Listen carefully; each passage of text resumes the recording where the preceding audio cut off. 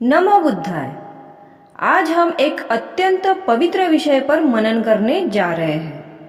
भगवान बुद्ध से जुड़ा वर्षावास और अश्विन पूर्णिमा का संबंध। अश्विन पूर्णिमा, जिसे प्रबोधन पूर्णिमा, शरद पूर्णिमा, कोजागिरी पूर्णिमा या पवारणा दिवस भी कहा जाता है, बौद्ध परंपरा में विशेष महत्व रखती है। यह दिन भगवान बुद्ध और उनके संघ जीवन की एक गहरी साधना यात्रा का प्रतीक है। वर्षावास का समापन। भगवान बुद्ध के समय में भिक्षु लगातार यात्रा करते रहते थे, ग्राम से ग्राम, नगर से नगर, केवल एक उद्देश्य से, धम्म प्रचार और लोक हित। लेकिन जब वर्षा ऋतु आती, सड़कों पर कीचड़, जीव जंतु हर जगह, तो चलते हुए किसी कीट पतंग या छोटे जीव को कुचलने का भय रहता था। बुद्ध ने कहा, अहिंसा ही मेरा धम्म है। वर्षा में चलना हिंसा का कारण बन सकता है। इसीलिए उन्होंने नियम बनाया, 4 महीने की वर्षा ऋतु में भिक्षु एक ही स्थान पर रहेंगे, साधना करेंगे। यही कहलाया वर्षावास। वर्षावास का अर्थ है वर्षा ऋतु में ठहर कर वास करना। यह केवल विश्राम नहीं, बल्कि मन को शुद्ध करने की गहन साधना का काल होता था।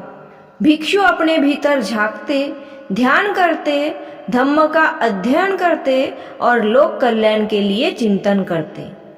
भगवान बुद्ध स्वयं भी हर वर्ष वर्षावास करते थे, कभी श्रावस्ती के जेतवन विहार में, कभी राजगृह के गृद्धकूट पर्वत पर, कभी वैशाली में, तो कभी कुशीनगर में।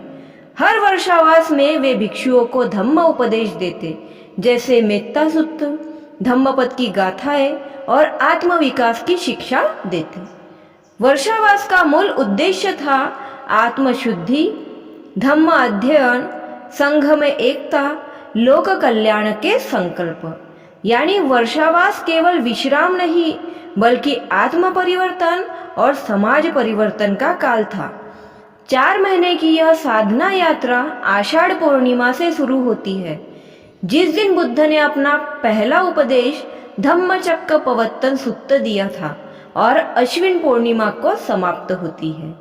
इस दिन भिक्षु और भिक्षुनियां एकत्र होते हैं, एक दूसरे की गलतियों को स्वीकारते हैं, क्षमा मांगते हैं और आगे और अधिक शुद्ध जीवन जीने का संकल्प लेते हैं।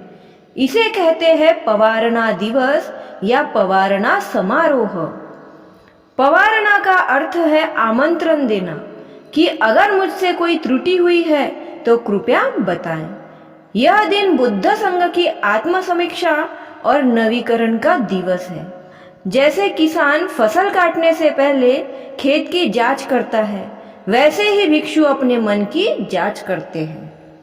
अश्विन पूर्णिमा के बाद भिक्षु फिर यात्रा प्रारंभ करते हैं।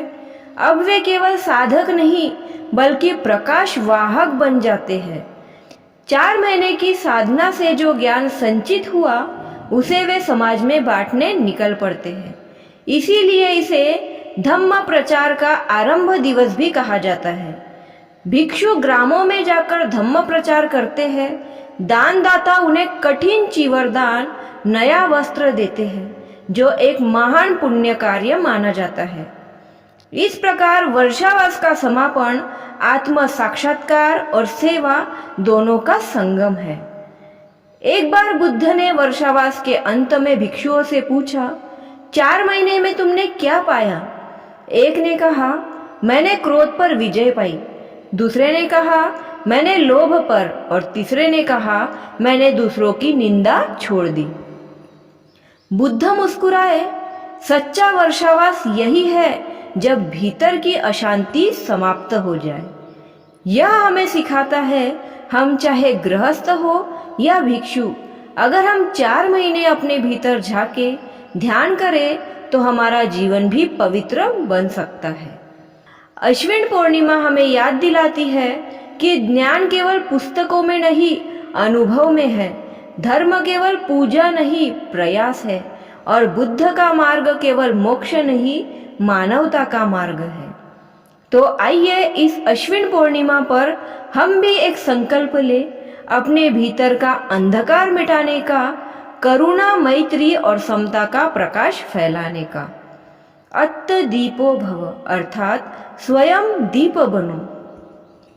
सब्ब पापस्स अकरणं कुशलस्स उपसंपदा सचित्त परियोदपणं एतं बुद्धान शासनम। इसका मतलब होता है सभी पापों से दूर रहना, सभी कुशल कर्म करना, मन को शुद्ध करना, यही बुद्ध का उपदेश है।